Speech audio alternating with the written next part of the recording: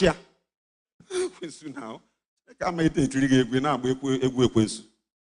Because he's not an author of confusion. 1 Corinthians chapter 14, verse 33, verse 40.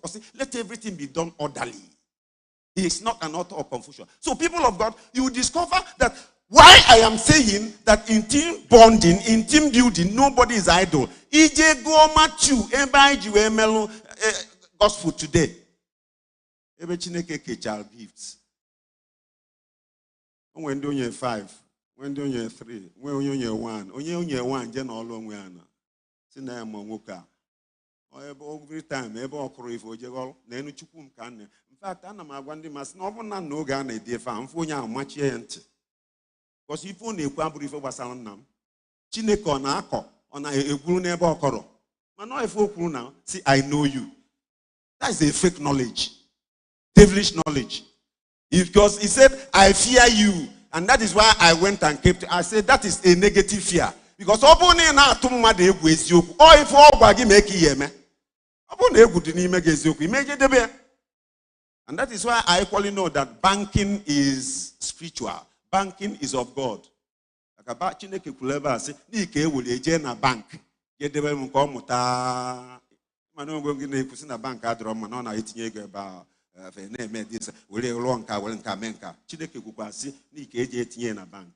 the bankers, I give you thumbs up. Continue, but don't do what God does not want you to do. Hallelujah. So in team building, everybody is in. So that I start winding up because of our time. As of the apostle, Igbo, chapter 2, verse 41 to 47. Or see, they gathered together. Everybody brought whatever. And Anna Majuaju Junasi, okay, Obu no one wetali feba, Kerifa keke. Now, Obu na some people with a for their wetaro, Kezukwanu or yes. And sometimes in Olan is in Jeleba, Fawutaka elie, Obu Nando Zojaka, Utaka elie, Kenki Keli. So can you also know what I give when no suppose you with? Onye nyelundi weta ka elie. Onye nyefa. O chukwu na. Ana mo na ncha na efe ofu chukwu a onye ufodo ore enye mmadu ncha. So we must be challenged. Some of us have gotten to the level whereby ebe no ka ino. Baro. Ebe akwado gi jebe. I don't know how many of us have told Baro na na acho ije kutu mmiri na pump. Ana elu na pump, elu bro na pump. Kwusi si ka enyo mama me Baro si nda na abiazikwa na amana ije ahụ. In fact, ilu ono pump akwalu ye n'ebe a ikulumi ono lebe ono. Some of us are like Baro. You cannot take a decision. You cannot do anything. In fact, we have gotten to the extent that it is no longer even what we want to do. We are stopping others from doing what is right. That's where it is very dangerous. The Bible says the Pharisees came with that character. Na obo na choro ije yelu ndi choro ije efe kafa megene eju ogu junnene ndi Igbo na asu inu si mmadu na aju ogu jukwa ya nwanu you must be where in one place. And so we are talking about the disciples gathering together and they brought what they had. Everybody was making efforts to ensure that he actually presented something. If you read John chapter 15, when Jesus was talking about the Father being the husbandman, and he is the what? What is Jesus? The wine dresser, and the others are branches. Or see, if you go a branch, they exist without the tree. We must align with Jesus. We must hook up to Jesus. And we must understand that as long as you are a child of God in team building, you don't have any option than to actually fetch fruits. A mere option like I'm rushing, I'm painting some of these things because I don't have time. I would have actually taken time to read them one by one. Or see, no sister na gini game. Case this you na team building no, now. Because they care okay. Onye mu gara mimpul. Onye ki yiri na obo na mimpul. Onye mu ogi. That is the question that God keeps asking. And so we cannot be in Church of Messiah onwe ife Chineke mee gị empower ka ọ bụrụ ife ị ga-ada emenwu a na-achọ ife afa acha a na-achọ onye ya eme. Team building bụ na onye awete nke ụma onye ewete nke ụma n'ebe anyị gụrụ ebe if I ji enwe Bible study creativity onye awete nke ọ na-eme na onye wetere ya bụ onye ya ebu ya ebu. Somebody ya ebu ya no. I went for a registration somewhere a na-eme harvest. Ndị mmadụ nyesi ego. As I begin to wind up, nyesi ego. Job ofu o. No ofuji ka onye ọ na ebu. By the time we're rounding off, I now discovered and in 10 million, 5 million, all the rest million. No when the buga ofujia no chefa. And in 300, 200, si biaze na altar ke ono bru nkom. Ogosho na ife di iche dị na. Nyele ekwensu aka ka otisasia ife. Obugo no we ife ada agọf, ma there is a way to approach it to get solution. Ajụjụ Chineke na ada ajụmọgụ ụfọdụ bụ, hey, mommy, I'm sorry actually because I didn't introduce my wife. Mommy is here. Nwaanyị mma anụka nka. Ma anụka ya nka o. Amara nna gị nwa. Onwego ndị na-ekpe ebe onye nke a Chineke meji aka mgbu em because achọrọ m ije ọkụ enigwe. Be gbuolu nya ka nchọrọ onye ọzọ. Jụgodu ya nebo ekpere na-ekpe. Nne ya anwụ n'oge elugo. So anyị ga-ayọ Chineke n'ụtụtụ a. Na Chineke na-akwụ ụgwọ. The question I want to ask is, are you currently working in the team as a goat or a sheep? Si n'oge ikpeazụ na ọ ya agbadata oge ọ ga-ekpe ikpe na ụfọdụ ya abụ ewu nọrọ n'aka aka ekpe ụfọdụ abụrụ atụrụ nọ n'aka nri. Enwerekwa middle group. Jụọ ya n'ebe ebe ka ị nọ. Ibe ewu ka ị atụrụ. Onye bụ ewu be scatterer, a destroyer. Onye bu sheep be builder. And so you must stand and make up your mind. Ka ekpere Chineke. Chukwu. Anyị na-ebunye enu n'ikwesị ntụkwasị obi. Ebe onu mmadụ kwụsị, onu gị na-aga n'iru. Ọdụ ụzọ ọbụla ekwensu si emeli, ekwensu si achị. Ekwensu si eweta ntisa n'ụzọ ọbụla na chọọchị anyị na-eme na anyị na-anaghachi azụ instead of ịga n'iru. Chukwu anyị na-asị na tata ọrụ ekwensu ga-awụ ana n'iyi n'aha Jizọs. Ebe ọ bụ m gị ikele anyị gị nwa ga-ewule anyị wee kwalụ ngwa ọrụ. Mee ka chọọchị gị gaa n'iru. Mee ka udo gị chịa. Mee ka ngọzi gị baala anyị ụba. N'oge ikpeazụ onye nwe anyị ka i wee nara otuto n'ife niile nke anyị mere. Ebe nke a n'aha nke Nna na nke Ọkpara na nke Mmụọ Nsọ.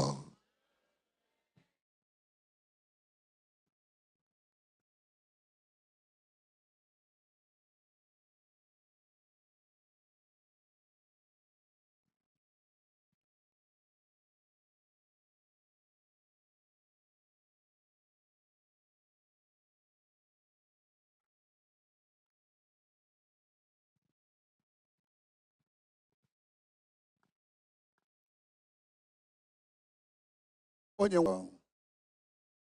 ka anyị lee anya na page 9 na liturgy anyị okwukwe nke Naịsia ka anyị sị anyị kwe n'otu Chineke bụ Nna nke pụrụ ime ihe niile onye kere eluigwe n'ụwa na ihe niile ka anyị na-ahụ ma ka anyị na-adịghị ahụ. Anyị kwe n'otu onye nwe anyị Jizọs Kraịst na n'otu Ọkpara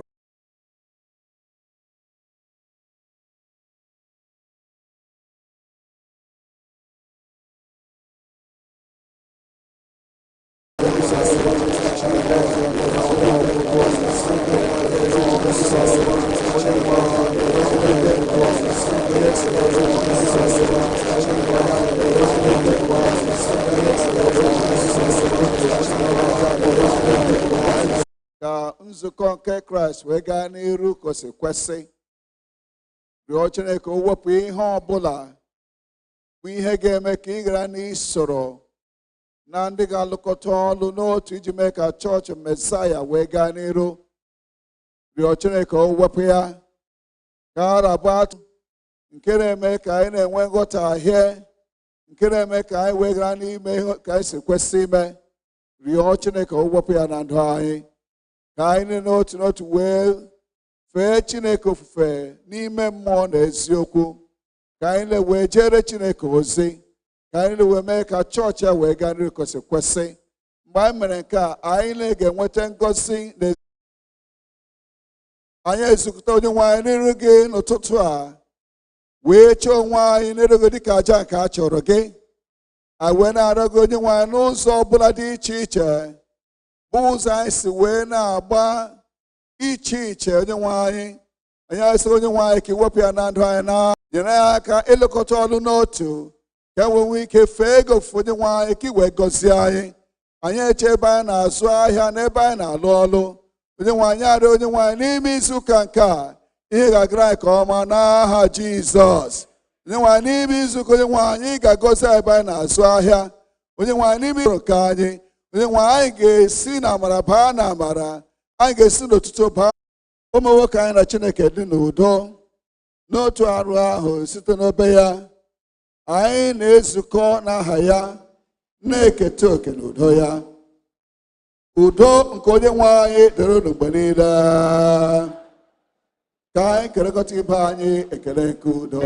Nye m aka gị, ezigbo nwanne, nye m aka gị, ezigbo nwanne,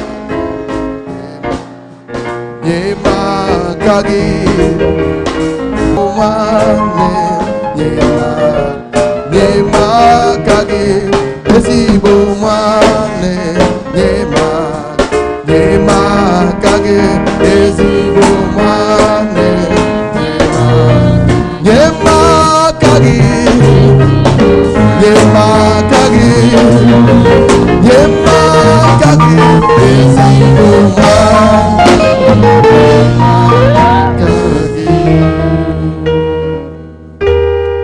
abụ maka ọfatri.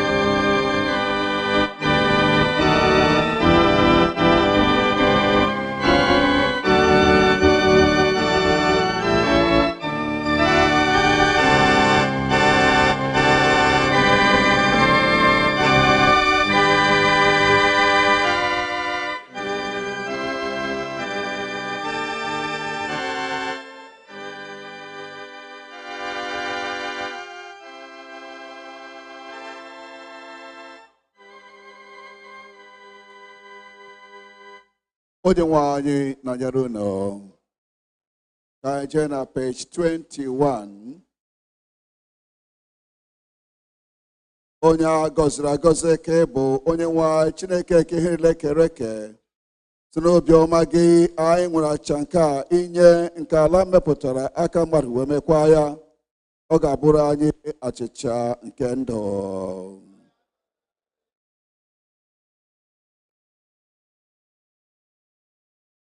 Onye a gọziri agọzi ka ị bụ onye nwe anyị Chineke nke ihe niile kere eke.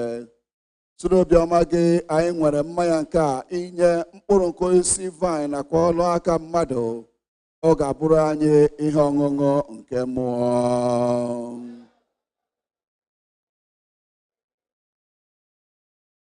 Mmadụ niile gị onwe gị nyenwe anyị ka ịdị ukwuu niile na ike niile na otuto niile na ebube niile na ịbụ eze niile dịrị, n'ihi na ihe niile nke si n'eluigwe na nke dị n'ụwa bụ nke gị. Mee ka anyị pụọ n'uru nke mmehie, ebe i mere ka a mụọ ya n'ụdị mmadụ, mekwa ka ọ nwụọ n'elu obe. I mere ka o si n'ọnwụ bilie wee welie ya elu, ka ọ nọdụ n'aka nri gị n'ebe kachasị elu. I siri n'aka ya zikwasị n'isi anyị mmụọ gị nke dị nsọ ma na-enyekwa ndụ, wee mee ka anyị bụrụ gị ndị na ihe onwunwe. Ya mere anyị na ndị mmụọ ozi na ndị isi mmụọ ozi na usuu niile nke eluigwe na-ekwusa aha ukwu gị dị ebube, na-eto gị mgbe niile na-asị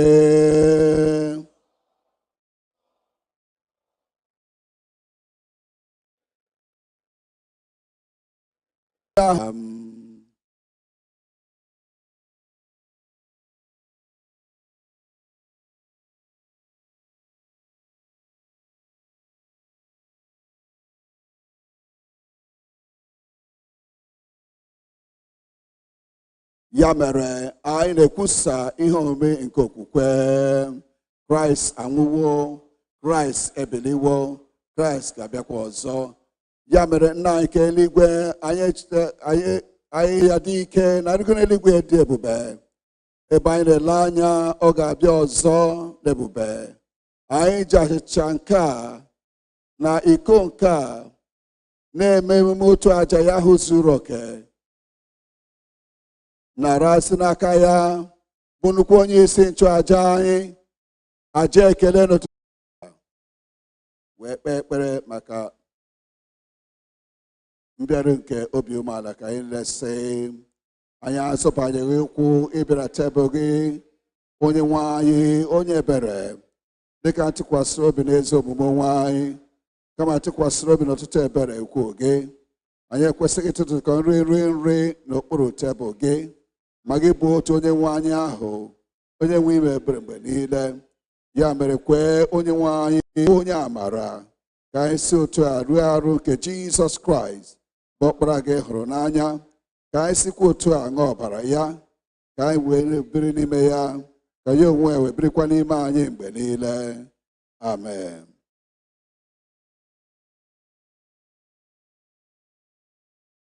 Ike ọgwụ gị ịdara mba.